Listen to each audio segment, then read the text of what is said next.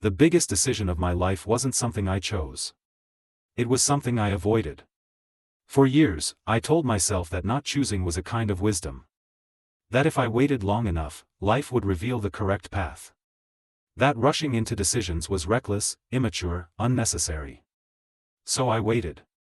Whenever I reached a crossroads, I stayed still. I let circumstances nudge me in one direction or another. I followed what was available, not what was meaningful. I accepted what came easily and postponed what required courage. I didn't feel passive. I felt patient. Life kept moving, and I moved with it, just never ahead of it. Jobs happened. Relationships formed. Responsibilities accumulated. Nothing felt wrong enough to resist, and nothing felt right enough to fight for. That was the trap. When you let life decide for you, it rarely chooses what you want. It chooses what's convenient. I became good at explaining my choices. I told myself stories that made everything sound intentional. I used words like practical, reasonable, stable. Those words made my life feel legitimate, even when it felt strangely hollow. I wasn't unhappy. I was uninvested. Days passed smoothly. Weeks blended together. I could predict my life months in advance, and that predictability was comforting, until it wasn't. One evening, I tried to remember the last decision I had made purely because I wanted it. Not because it was logical. Not because it was expected. Just because something inside me said this matters. I couldn't find one. That realization sat heavy in my chest. Because it meant I had been living reactively, not intentionally. Responding instead of choosing. Adjusting instead of directing. I hadn't ruined my life. I had outsourced it. I started noticing how often I used phrases like, "it just happened," or "that's how things turned out." Those phrases sounded neutral, even mature. But they hid the truth. Things turned out that way because I let them. I was afraid of choosing wrong, so I let time choose for me. I was afraid of regret, so I chose safety over desire. I was afraid of being responsible for my own unhappiness, so I avoided decisions that could make it undeniably mine.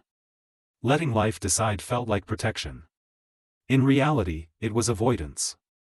I told myself there would be time later, later to change, later to try, later to live differently. That belief was soothing. It made the present bearable. But later is not guaranteed. And time doesn't pause while you wait to feel ready. Slowly, almost imperceptibly, I began to feel like a guest in my own life. Everything worked. Everything functioned. And none of it felt deeply personal.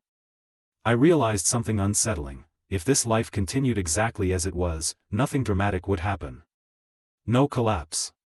No crisis. No wake-up call. Just years passing, quietly. That thought scared me more than failure ever could. Because failure implies action. What I was doing was something worse.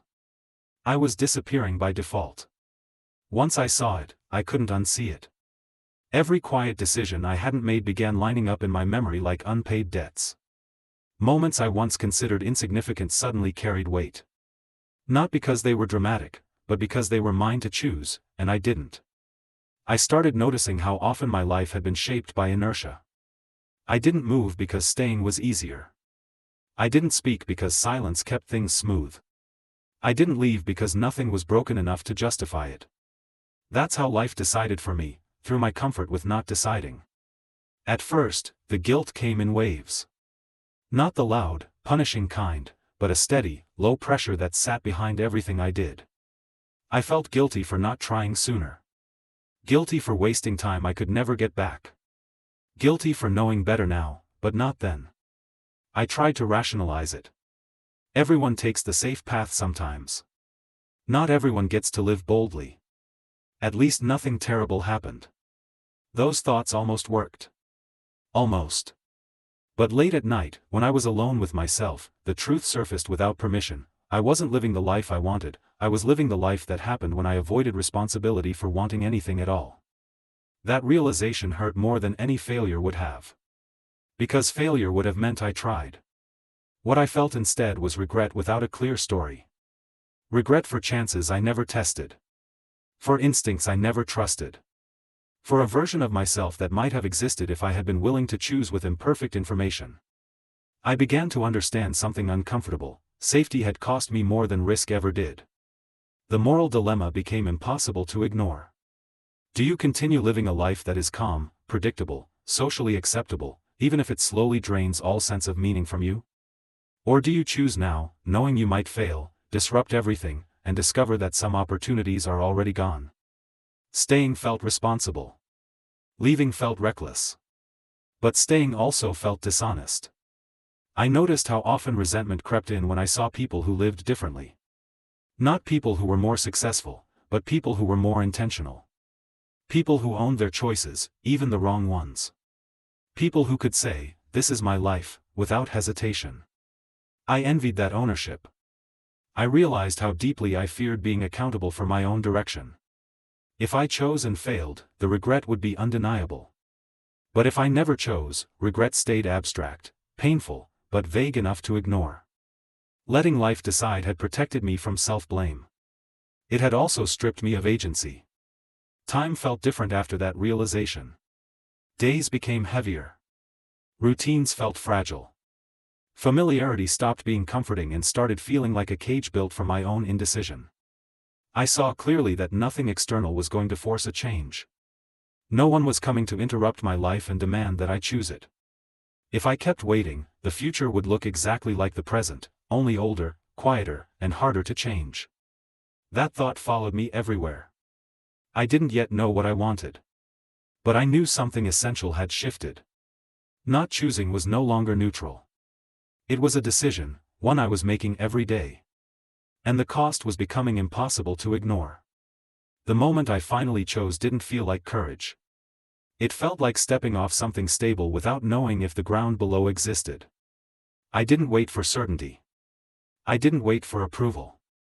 I didn't wait for the fear to disappear.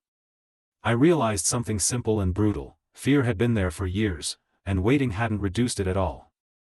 So I stopped asking, "What's the right choice?" and asked a different question: "What will I regret not choosing?" That question didn't offer comfort. It didn't promise success. But it told the truth. The first real choice I made was small on the surface. Not dramatic. Not cinematic. Just a quiet refusal to keep drifting. A decision that came with no guarantees, no applause, no clear outcome. And yet, it felt heavier than anything I had done before. Because for the first time, the consequences would belong to me. My body reacted immediately. Anxiety surged. My thoughts raced ahead, imagining failure, embarrassment, loss. Every instinct screamed that I should retreat, that I should go back to letting life carry me. I didn't. Nothing magical happened. No sudden clarity. No instant transformation. No feeling of being right. What happened instead was something quieter, and far more important. I felt present. The days that followed were uncomfortable. Uneven. Sometimes lonely. I had moments where I questioned everything, moments where regret tried to convince me I had ruined something stable for something uncertain. But underneath that noise, there was something new. Ownership.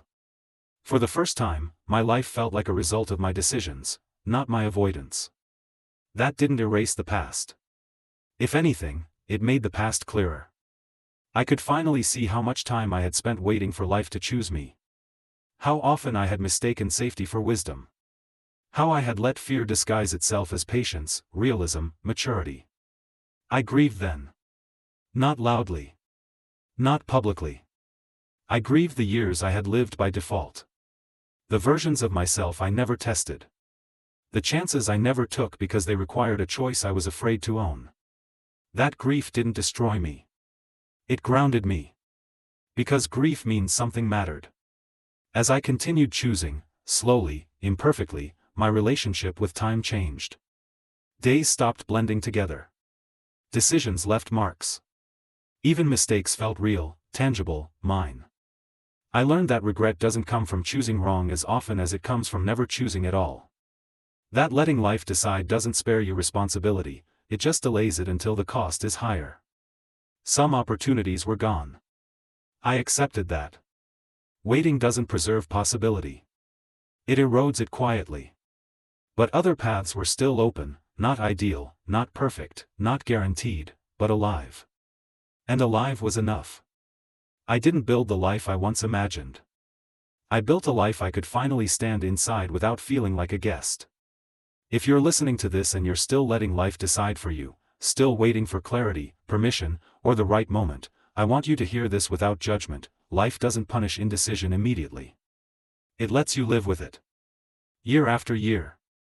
Until one day you realize the cost wasn't a single mistake, it was the absence of choice. I let life decide for me for a long time. And that was my biggest mistake. Not because it ruined my life, but because it almost erased my chance to feel like it was mine. I can't reclaim the years I spent drifting. But I can refuse to drift any longer. Now, even when I'm afraid, even when I'm unsure, even when the future feels unfinished, I choose. And for the first time, that choice feels like the beginning of a life that actually belongs to me.